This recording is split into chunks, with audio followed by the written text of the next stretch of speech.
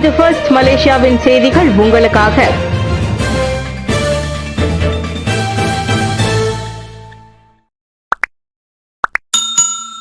சாலை விபத்தில் தந்தையும் மகளும் பலி. நேற்று அதிகாலை கிளந்தான் ஜாலான் பொலாக்கராய் குவா முசாங்கில் பத்தூட்டன் எடை கொண்ட லாரியும் பெருடுவா ரக காரும் விபத்துக்குள்ளானதில் தந்தையும் ஒருவரும் அவரின் மகளும் பரிதாபமாக உயிரிழந்தனர்.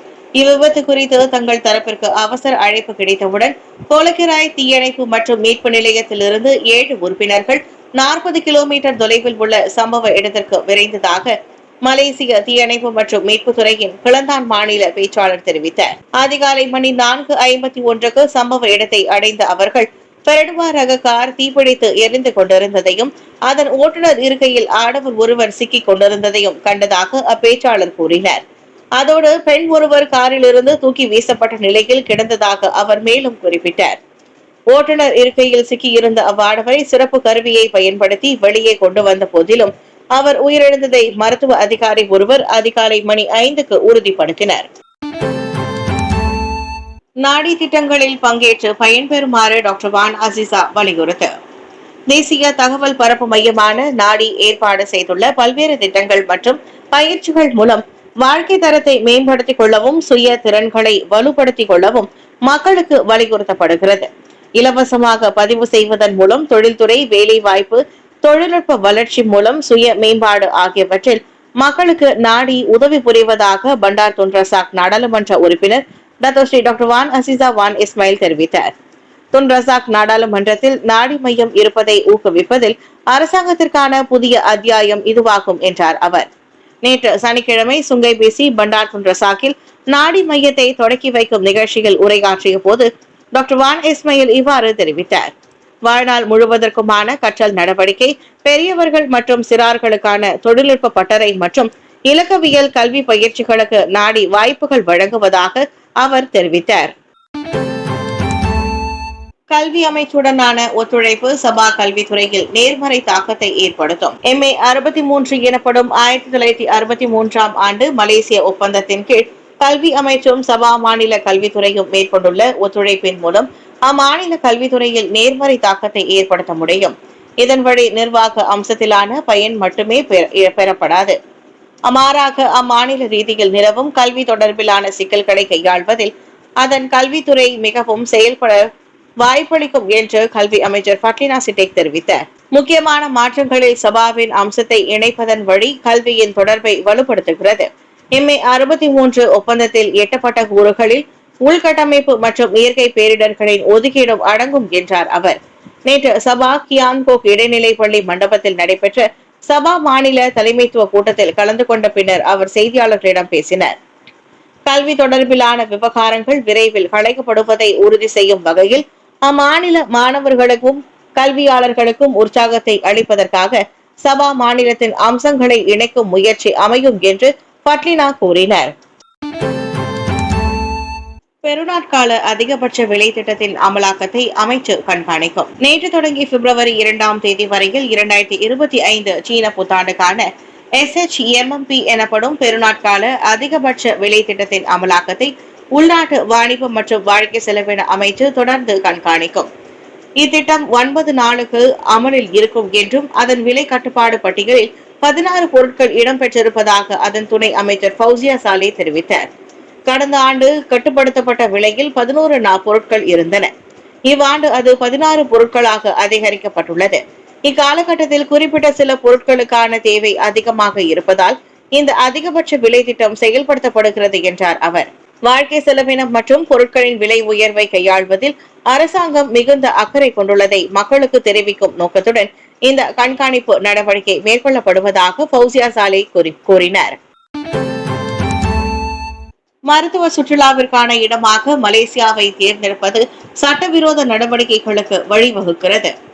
மருத்துவ சுற்றுலாவிற்கான ஒரு இடமாக மலேசியாவை தேர்ந்தெடுப்பது சட்டவிரோத சிகிச்சையக சேவை மற்றும் போலி மருத்துவ சான்றிதழ் தயாரிப்பு போன்ற நடவடிக்கைகளுக்கு வழிவகுக்கிறது.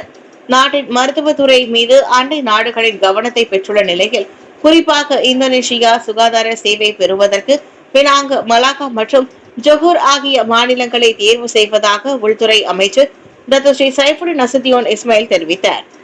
அதற்கான கோரிக்கை அதிகமாக இருப்பதால் போலி சிகிச்சையகம், போலி மருத்துவர் போன்ற பிரச்சனைகள் எழுகின்றன. ஆனால் அவர்கள் என்ன கூறினாலும் குடிநுழைவுத்துறை செயல்முறையை எளிதில் கடந்துவிட முடியாது. அந்நோக்கத்திற்காக ஒரு விசாவை வெளியிடும் போது குடிநுழைவுத்துறை தொடர்ந்து கவனமாக இவ்விவகாரத்தை நிர்வகிக்கும் என்றார் அவர். நேற்று கெடா குலிம் சுங்கை காரங்கான் தேசிய பள்ளியில் உள்துறை அமைச்சுடனான சந்திப்பு நிகழ்ச்சிக்கு பின்னர் சைஃபுடின் அவ்வாறு கூறினார். மலேசியா ஆசியானின் உயர்வுக்கு நிலைத்தன்மையை அடிப்படையாக கொள்ள வேண்டும்.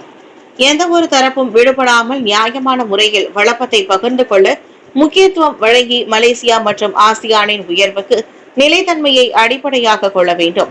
வெளி நெருக்கடிகளில் எந்த ஒருக்கும் சாதகமாகவோ அல்லது சார்ந்தோ இல்லாமல் அமெரிக்கா, சீனா, இந்தியா, ஐரோப்பா மற்றும் பிற நாடுகளுடன் பொதுவான ஒத்துழைப்பை மேற்கொள்ளும் ஆசியான் மைய கொள்கைக்கு ஏற்ப மலேசிய தலைமைத்துவத்தின் கீழ் ஆசியான் கூட்டமைப்பு வலுவாக உள்ளதாக பிரதமர் ஸ்ரீ அன்வார் இப்ராஹிம் தெரிவித்தார்.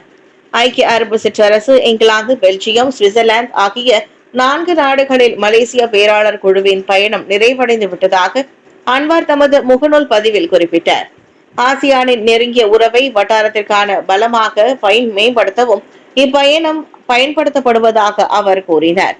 அதோடு இருவழி உறவை வலுப்படுத்தவும், முதலீடுகளை கவரவும், வர்த்தகத்தை மேம்படுத்தவும் அப்பயணம் வழிவகுத்ததை அன்வார் சுட்டிக்காட்டினார். அபராதத்திற்கான சிறப்பு கழிவின் வழி 1 கோடி ரிங்கிட்டிற்கும் மேலான வசூல். ஜேபிஜே அபராதத்திற்கான 150 ரிங்கிட் சிறப்பு கழிவை வழங்கியதன் வழி 20 லட்சம் பேரிடம் இருந்து நிலுவையில் இருந்த 1 கோடியே 25 லட்சம் ரிங்கிட் சம்மன் தொகையை சாலை போக்குவரத்து துறை ஜேபிஜே வசூலித்துள்ளது. அவாஸ் சம்மன் 53A எனப்படும் தானியங்கி விழிப்பு நிலை பாதுகாப்பு அமைப்பு, 114 விசாரணை அறிவிக்கை மற்றும் 115 ஒட்டப்படும் அபராத அறிவிக்கை, ஜேபிஜே உட்பிரிவு P23 உள்ளிட்ட 3 வகை குற்றங்களுக்கு சிறப்பு கழிவு வழங்கப்படுவதாக ஜேபிஜே தலைமை இயக்குநர் டத்தோ ஏடி ஃபட்லி ரம்லி தெரிவித்தார். மலேசியர்கள் செலுத்திய சம்மன் தொகை மூலம் மொத்தம் 83,000 சம்மன்கள் தீர்க்கப்பட்டுள்ளன. எனவே இந்த வாய்ப்பை பயன்படுத்திக் கொள்ளுமாறு அனைத்து மலேசியர்களையும் கேட்டுக்கொள்கிறோம். ஏனெனில் சிறப்பு கழிவு இந்த ஆண்டு வரை மட்டுமே அளிக்கப்படும் என்றார் அவர். சம்மன்கள் செலுத்தப்படாத பட்சத்தில் அவை முழுமையாக செலுத்தப்படும் வரையில் சம்பந்தப்பட்ட ஒருவர் கட்டுப்பாடு நடவடிக்கைகளை எதிர்கொள்ள நேரிடும் என்றும் அவரின் பெயர் கருப்பு பட்டியலிடப்படும் என்றும் ஏடி ஃபட்லி விவரித்தார். அதேபோல் நிலுவையில் உள்ள சம்மன்களை செலுத்த தவறுபவர்கள் தங்கள் ஓட்டுநர் உரிமத்தையும் சாலை வரியையும் புதுப்பிக்க தடை விதிக்கப்படும் என்று அவர் மேலும் குறிப்பிட்டார். இசை நிகழ்ச்சியில் போதைப் பொருளை விற்றதாக சந்தேகத்தின் பேரில் 3 கைது. அண்மையில் ஸ்லாங்கூர் பண்டார் சன்வேயில் புத்தாண்டை வரவேற்கும் வகையில் நடைபெற்ற பிங்க் ஃபிஷ் இசை நிகழ்ச்சியில் போதைப் பொருளை விற்றதாக சந்தேகிக்கப்படும் 3 ஆடவர்களை அரசு மலேசிய போலீஸ் படை PDRM கைது செய்தது. ஜனவரி 8 12 தேதிகளுக்கு இடையில் 20 30 வயதிற்கு உட்பட்ட அவர்கள் அனைவரும் கைது செய்யப்பட்டதாக ஸ்லாங்கூர் மாநில போலீஸ் தலைவர் டத்தோ ஹுசைன் உமர் கான் தெரிவித்தார். அவர்கள் விற்பனையாளர்கள், சிறிய குழுக்கள் அளவில் விற்பவர்கள். ஆனால் இசை நிகழ்ச்சிகளில் அவர்கள் தனியாக விற்பவர்கள்.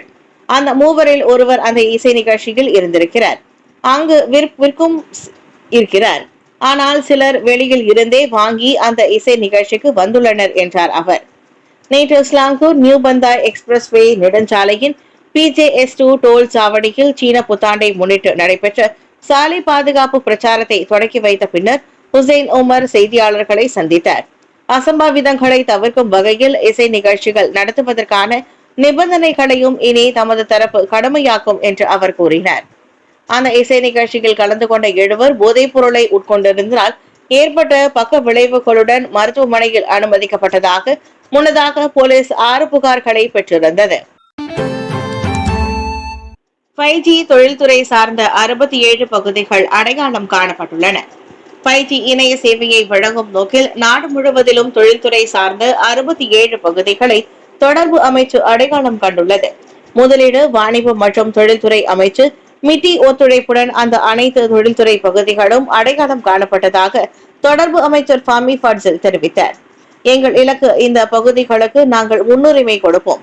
ஏனெனில் குறு, சிறு மற்றும் நடுத்தர நிறுவனங்களுக்கு 5G இணைய சேவையின் தேவை மிக அதிகம். எனவே இந்த 5G மூலம் தொழிற்சாலைகள் வேகமான இணைப்பை பயன்படுத்தி பயனடைவதை உறுதி செய்ய நாங்கள் விரும்புகிறோம் என்றார் அவர்.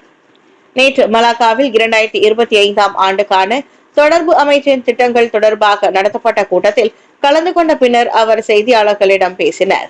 அமைச்சின் தலைமை செயலாளர் doctor Mohamad Fauzi Mohamad Isa, Bernama தலைமை செயல் அதிகாரி Datin Paduka Nurul Abidah Kamaluddin மற்றும் பெர்னாமா தலைமை ஆசிரியர் அருள்ராஜு துரைராஜ் ஆகியோர் இக்கூட்டத்தில் கலந்து கொண்டனர்.